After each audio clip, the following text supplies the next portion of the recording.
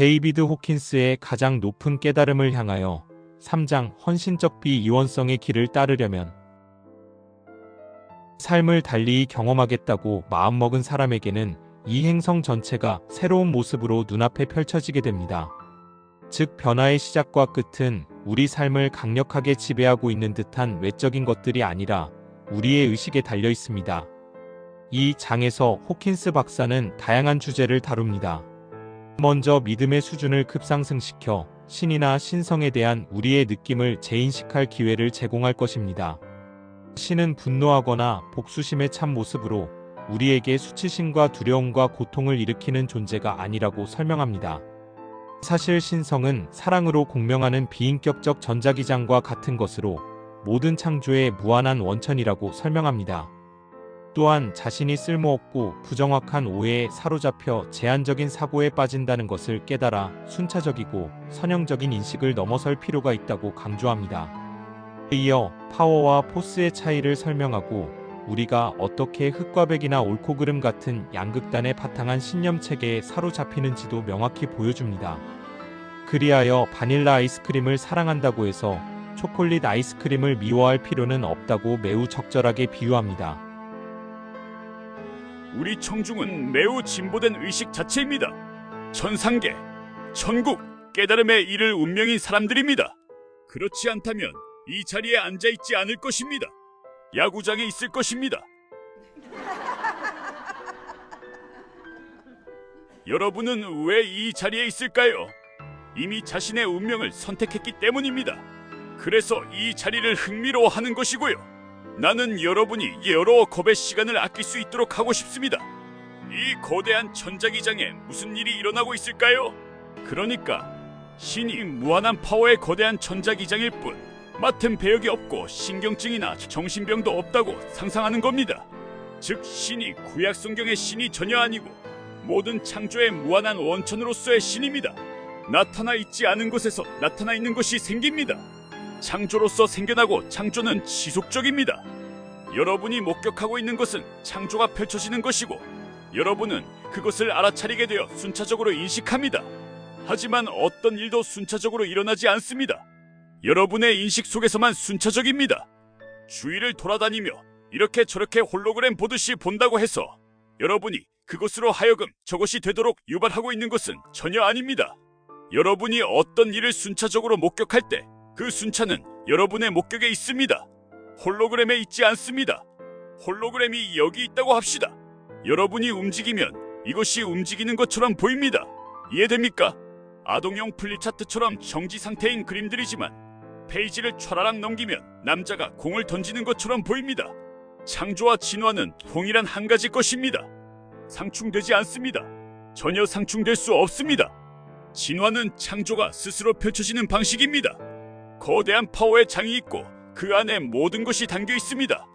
그 안에서 실제할 잠재력이 있는 것들은 에너지를 얻어 실제하며 그 원천은 창조자인 신의 무한한 존재입니다. 모든 것은 현현하여 형상을 얻습니다.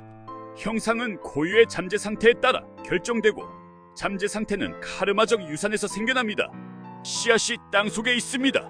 씨앗에 금전화가 될 잠재력이 있더라도 씨앗은 금전화가 아닙니다. 그냥 땅 속에 묻혀있는 것일 뿐입니다. 씨앗이 발화하여 금전화가 되도록 유발할 수 있는 것이 있을까요? 씨앗이 뭐라도 하도록 만들어 보세요. 여러분은 씨앗이 뭐라도 하도록 유발할 수 없습니다. 나는 여러분에게 금전화가 되라고 요구합니다. 여러분이 씨앗이 뭐라도 하도록 유발할 수 없는 것은 원인은 포스이기 때문입니다. 무엇을 유발하는 것은 포스입니다. 창조가 파워입니다. 약간의 햇빛과 몇 방울의 비만 있으면 씨앗의 카르마적 잠재 상태가 현현될 수 있는 조건이 제공된 것입니다. 그리고 씨앗이 금전화가 될 수 있는 것은 오직 잠재 상태가 실제 상태가 되게 할 수 있는 무한한 파워의 장 덕분입니다. 그러므로 창조는 지속적입니다. 여러분 자신의 카르마적 잠재 상태가 이 순간 펼쳐지고 있습니다. 모든 것은 실제하게 되는 것이지 어떤 것도 자기 안에 자기 실제를 창조할 파워를 갖고 있지 않습니다. 이것이 무신론자를 막는 궁극의 저지선입니다. 무신론자에게 가능한 것은 인과관계로 돌아가서 글쎄요, 당구공은요? 라고 반박하는 것뿐입니다. 당구공은 어떨까요? 당구공 A가 당구공 B를 때리고 B는 C를, C는 D를, D는 E를 때리는 식으로 끝없이 이어질 뿐입니다. 이런 인과관계는 환상입니다. 그리고 인과관계는 에고의 핵심입니다. 과학의 핵심입니다. 법의 핵심입니다. 그리고 인과관계의 수준을 측정해 보면 460 정도입니다. 신을 포함한 이 우주 전체를 460의 의식 수준에서 설명한다. 이런 460으로는 대학원도 못 가는 수가 있습니다. 다윈은 어떨까요? 다윈의 진화로는 455로 측정됩니다. 인과관계에 대한 설명은 존재하는 모든 것에 대한 설명이고 앞에서 말했듯이 인과관계는 460 정도로 측정됩니다. 모든 것이 실제하게 되는 것은 그 무한한 잠재 상태 덕분입니다. 모든 것이 현현하는 것은, 즉 잠재 상태에서 실제 상태로 나타나는 것은 장의 파워 덕분입니다. 나는 30대 이미 지극한 깨달음 경험이 있었고 그 때문에 오랫동안 세상에 나오지 못했습니다. 그런 뒤 다시 정상적으로 활동하는 법을 익혀 세상으로 돌아가려고 노력하던 중에 신체운동학 시연을 보게 되었습니다. 그때 나는 그 방에 있던 다른 사람들이 본 것과는 다른 것을 보았습니다. 당시에는 좀 자주 그랬지만요. 신체운동학 시연을 하던 사람들은 그것이 국소적 반응이라고 주장했지만 내 눈에는 그것이 비국소적 반응이라는 점이 너무나 명확하고 분명했습니다. 나는 그것이 우주를 나타낸다고 생각했습니다. 그것은 우주를, 무한한 전자기장을 나타내고 있었습니다. 무한한 실상은 형상이 없습니다. 내가 가르치는 길을 나는 헌신적 비이원성이라고 부릅니다. 헌신적이란 여러분의 사랑이 다른 무엇보다도 진실 분별에 대한 사랑의 형태를 취한다는 의미입니다. 또한 진실 분별에 의욕적이라는 의미입니다. 이원성에서 빠져나와 비이원성으로 들어가려면 아주 강한 의욕이 있어야 하니까요. 헌신의 에너지, 영감이 있어야 하고 육체의 죽음을 포함해 여러분의 모든 것을 바칠 자발성이 있어야 합니다. 죽을 필요가 있다면 죽는 것입니다. 무한한 파워에 무한한 장이 존재합니다. 이것은 형상 없는 것의 세계로 형상 없는 곳에 보이지 않는 에너지가 내재되어 있습니다. 보스와 파워가 어떻게 다르냐면 보스는 선형적입니다. 보스는 경계가 정해져 있습니다. 분자 같은 것처럼 형상이 있습니다. 귀와 눈과 발이 있거나 뭐든 있을 수 있습니다. 구조가 있고 형상이 있습니다. 따라서 보스는 한정되어 있습니다. 형상이 있는 것은 한정되기 마련입니다. 형상에 의해 한정됩니다. 반면 형상이 없는 것은 무한정합니다. 우리에게는 형상의 수수께끼를 풀어줄 열쇠가 있습니다. 그것이 이는 MC의 제곱입니다. 이것은 형상에 한정된 포스를 말합니다. 파워는 비이원적이고 무한합니다. 파워는 한계가 없습니다. 파워에 대한 요구가 커질수록 파워는 더욱 증대되어 요구를 충족합니다. 반면에 포스는 고갈됩니다. 포스는 이곳에서 저곳으로 옮겨갑니다. 포스는 자기의 에너지를 늘려야 합니다. 그래서 우리는 포스의 에너지를 점점 더 많이 끊임없이 공급해야 합니다. 돈, 많은 병사, 많은 신자, 그들의 재물, 그들의 생명, 그들의 노고를 투입해야 합니다. 그렇게 세계 역사상 가장 위대한 제국이었던 로마 제국도 1000년 뒤에는 결국 쇠퇴하고 말았습니다. 금화가 바닥나고 병사들에게 여자가 귀해지면서 로마 제국은 거덜이나 쇠퇴했습니다. 병사들이 죄다 점령지 여자들과 짝을 짓고는 전쟁 같은 거 내 알바 아니라고 하게 되었으니까요. 이렇듯 포스는 한정되어 있습니다. 반면에 파워는 무한정합니다. 어떤 것이 진실인지 밝힐 때 맥락을 밝히지 않고 진실을 밝히는 것은 불가능합니다. 그리고 이것이 서양의 위대한 책들과 역사상의 모든 위대한 철학자들이 인식론의 문제들을 전혀 해결하지 못했던 이유입니다. 그들은 이 미묘한 점을 전혀 이해하지 못했습니다. 이해하려면 객관성에서 주관성으로 옮겨가야 합니다. 객관성이 우리를 499까지 데려갈 것인데 거기서 주관성으로 옮겨가는 것입니다. 신의 존재는 생각을 통해 경험할 수 있는 것이 아닙니다. 체험으로만 경험할 수 있는 것입니다. 그래서 신의 존재는 주관적인 것입니다. 시대를 막론하고 유사하게 설명되었듯이 인간의 의식 수준은 증오의 수준으로부터 쭉 올라오면 사랑의 수준에 이르고 그런 뒤에는 깨달음의 수준에 이릅니다. 증오가 우리 몸의 장기 중 비장에 해당한다는 점에서 의식 수준은 차크라 시스템과도 대략 비슷합니다. 의식의 지도의 바닥 쪽에는 증오에 바탕하는 사람들이 있어서 미국인을 다 죽이겠다는 식의 온갖 일을 벌이곤 하는데 이런 증오는 70 정도의 수준에서 나옵니다. 활개치고 다니며 나라를 운영하는 자인데 측정해보면 70 정도인 인간이 많이 있습니다. 사실 70은 코모도 왕도마뱀과 비슷한 수준입니다. 이 측정을 허락받았습니다. 코모도 왕도마뱀의 에너지는 40 이상입니다. 45 이상, 55 이상, 60 이상입니다. 60이군요. 내게 지금 떠오른 근래의 독재자 몇은 45 수준입니다. 그들은 인간의 모습이지만 코모도 왕도마뱀보다 포악합니다. 예수가 양의 탈을 쓴 늑대를 알아보라고 했지만 늑대는 아무것도 아닙니다. 야생에서 늑대는 약골입니다. 나는 늑대라면 언제든 상대할 수 있습니다. 하지만 코모도 왕도마뱀이라면 좀 진지해질 것입니다. 현재의 일부 독재자라면 정말로 진지해질 것이고요.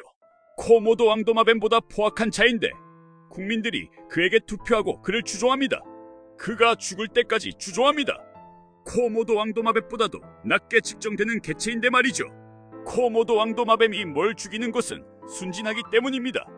녀석은 자기 독이 너무 강해서 상대를 물기만 하면 된다는 것을 압니다. 무은 다음 그냥 가만히 며칠 기다리면 박테리아 감염 등으로 죽을 것이니 그 뒤에 먹으면 되는 것이죠. 이런 것은 진짜로 포악한 의도가 아닙니다. 그냥 잡아먹고 싶은 것뿐입니다. 배가 고프니까요. 코모도 왕도마뱀이 배고파한다고 나무랄 수는 없겠죠. 그러면 양의 탈을 쓴 늑대를 어떻게 알아볼 수 있을까요? 예수는 우리에게 그런 자들을 조심하라고 경고했습니다. 그들의 열매를 보면 그들을 알아볼 수 있다고 했습니다. 하지만 그들의 열매를 확인하고 의회에서 청문회를 하고 수사관이 출동할 즈음이면 이미 시간이 많이 지나 수많은 시민이 죽거나 처형당한 뒤입니다. 그럼 어떻게 하면 즉시 진실을 알아낼 수 있을까요? 오늘 이야기한 것이 바로 그 방법입니다. 신체 운동학 테스트를 처음 봤을 때 나는 그것이 비인격적인 장애 반응임을 알았습니다. 그리고 그것은 의식 자체가 진실의 존재를 알아본다는 것을 의미했습니다. 처음에 나는 측정이 진실 대 거짓의 문제인 줄 알았습니다. 의식이 진실과 거짓의 차이를 안다고 생각했습니다. 아닙니다. 의식은 진실과 거짓을 구별하지 못합니다. 진실과 진실 아닌 것만 구별합니다. 이것은 차이가 상당히 큽니다. 의식은 진실인 것은 알아보고 진실이 아닌 것은 알아보지 못합니다. 이 덕분에 우리는 양극성에서 벗어납니다. 거짓과 진실 아님은 미묘하게 다르다는 것을 알겠죠. 이 덕분에 우리는 양극성이 주는 영적 죄책감도 벗어납니다. 이것은 좋지만 저것은 싫은 상황에서 우리는 죄책감을 느낍니다. 영적이려면 어떤 것도 싫어해서는 안 되니까요. 아이스크림은 초콜릿도 있고 바닐라도 있습니다. 우리는 바닐라를 싫어하지 않고도 초콜릿을 좋아할 수 있습니다. 바닐라를 싫어할 필요가 없습니다. 그냥 초콜릿을 선택하면 됩니다. 진보주의자는 죄다 바닐라여서 싫다고 하지 않아도 당신은 보수주의자일 수 있습니다. 또한 당신은 바닐라 진보주의자일 수 있습니다. 보수주의자는 죄다 초콜릿이어서 싫다고 할 필요가 없습니다. 그냥 바닐라를 좋아하면서 초콜릿이 어떻게 목에 넘어가는지 모르겠지만 자기들이 알아서 하겠지 뭐 하면 됩니다. 초콜릿이라면 이렇게 말합니다. 바닐라는 겁쟁이들 겁니다. 바닐라가 좋으면 바닐라를 즐기세요. 하지만 우리 같은 사람은 초콜릿을 좋아합니다. 이렇게 자신의 대의를 옹호하면 됩니다. 우리가 최고라고 주장하면서 몸에 문신도 새기고 퍼레이드도 하면 됩니다. 하지만 대의가 다르다고 싫어할 필요는 없습니다. 어떤 의식 수준에서 여러분은 상반되는 것들의 양극성을 해소해야 합니다.